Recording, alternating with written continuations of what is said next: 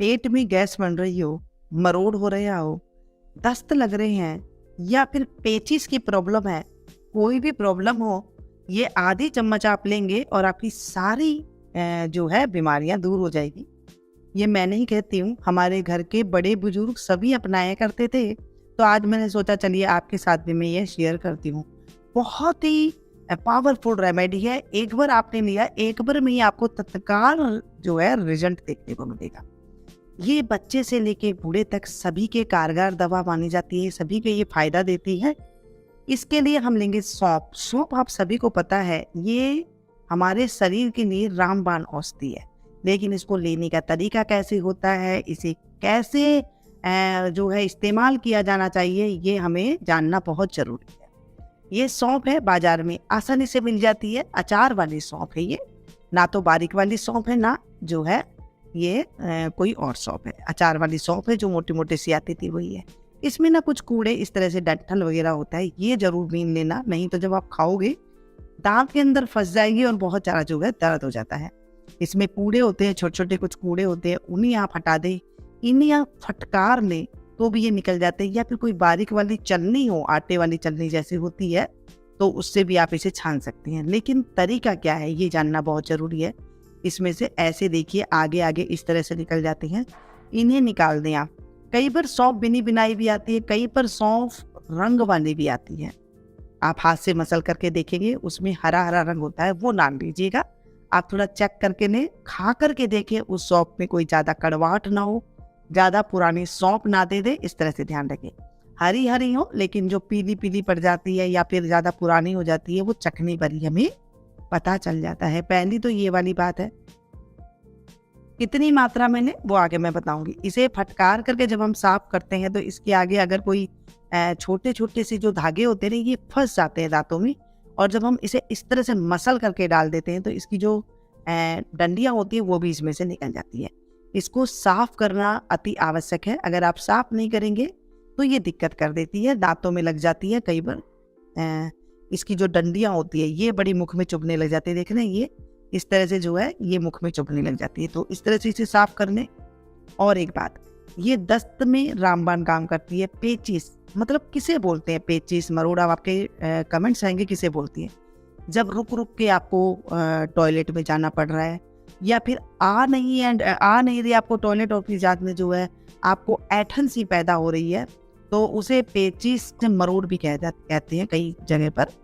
और जैसे ना एक साइड में दर्द हुआ और फिर से जो है आपको ऐसे लगा कि मुझे जाना है, फिर आ भी नहीं रही है, आपको मोशन आ भी नहीं रहा है, तो समझ लीजिएगा इसमें भी जो है ये काम करेगा।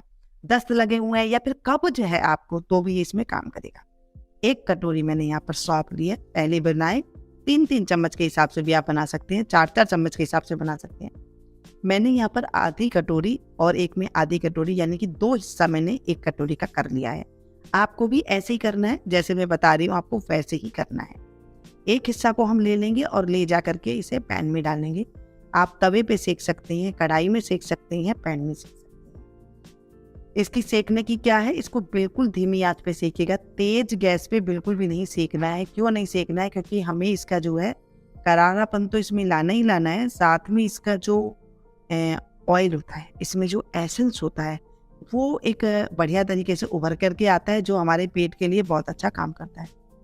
कच्ची पक्की सौंफ आपने अपनी दादी से सुना होगा, अपनी नानी से सुना होगा, अपनी मम्मी से सुना होगा। नहीं है तो आप अपनी कभी किसी बुजुर्ग से पूछिएगा, वो बताएगा कच्ची पक्की सौंफ कितने काम की है। आप कितनी कितनी दवाइयाँ ले लें, डॉक्टर दवाइयाँ देते हैं, वैद्य के पास चले जाएंगे, दवाइयाँ आप ले लेंगे, वो काम नहीं करेगी। ये एक बार में आपको इतना अच्छा रिजल्ट देगी कि आप कमेंट करने पर मजबूर हो जाएंगे कि मीनू जी धन्यवाद, आपने मुझे ऐसी रेसिपी आप लोगों ने हमारे साथ शेयर की है। मैं वही रेसिपी शेयर करती जो हमारे बड़े बुजुर्ग किया करते थे। हम भूल चुके हैं, दवाइयों के पीछे भाग रही हैं। कुछ नहीं था, ये आसान सी चीज़ें हुआ करती थी, ये सारी चीज़ें हम भूल रहे हैं। धीमी आंच पर इसे हम भूनेंगे तो चट चट की आवाज़ आएगी। आप भी सोच सकते हैं, जैसे देख रही हैं बिल्कुल चट चट की आवाज़ आने लगेगी, तो आप इसे गैस की फ्लेम को बंद कर दीजिएगा, यानी कि अच्छे से ये भुन चुकी है। लेकिन ये थोड़ा मोटा तले का है, तो ये धीरे धीरे और थोड़ा सा हल्की सी और खुशबू जो है अच्छी सी उभर करके आएगी। इसमें खुशबू सी आती है जो बहुत बढ़िया लगती है।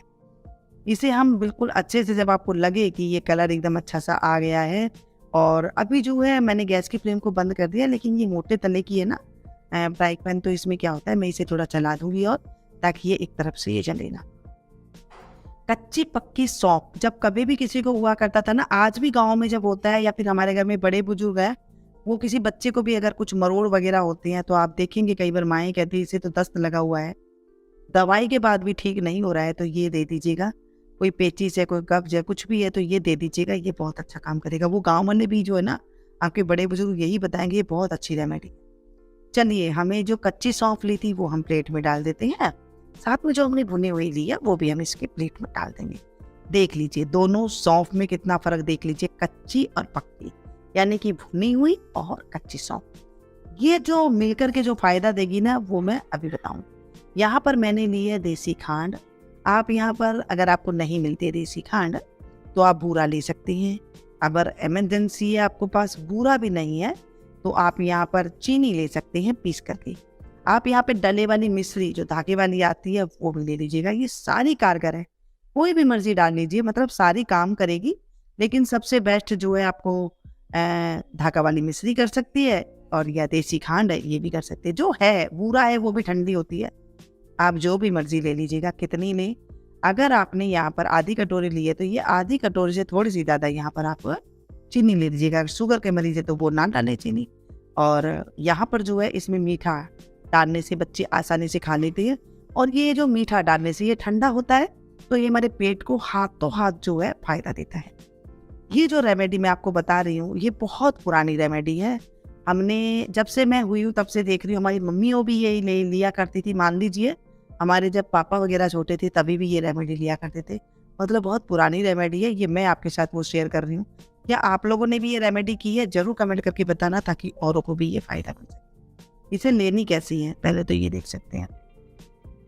और इसके लेने के फायदे पता है क्या है, एक बार में आपका पेट को ऐसे लगे जैसे ठंडा है, ठंडा हो रहा है हमारा पेट, और बच्चे को दे दे तो वो आराम से इसे खा जाएगा, पान की तरह खा जाएगा, क्योंकि इसमें मीठा है ना।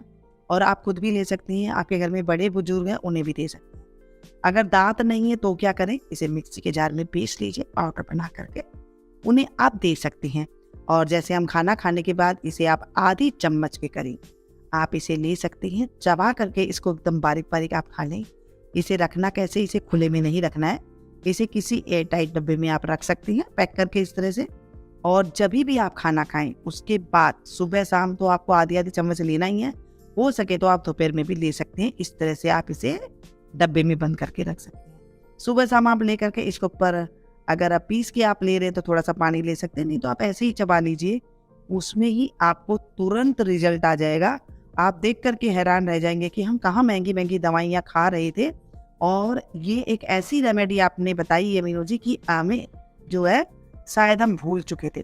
आज की ये पुरानी हमारी दादी नानियों वाली रेसिपी कैसी लगी आपको कमेंट करके बताना, और लाइक जरूर दे करके जरूर जाना। लाइक देने से मुझे मोटिवेशन मिलता है, और मैं आप लोग के लिए ऐसी ही दिल से अच्छी अच्छी रेसिपियां लेकर के आती हूँ, ताकि मेरी सब्सक्राइबर फैमिली को वो लाभ मिल सके जो वो चाहते हैं।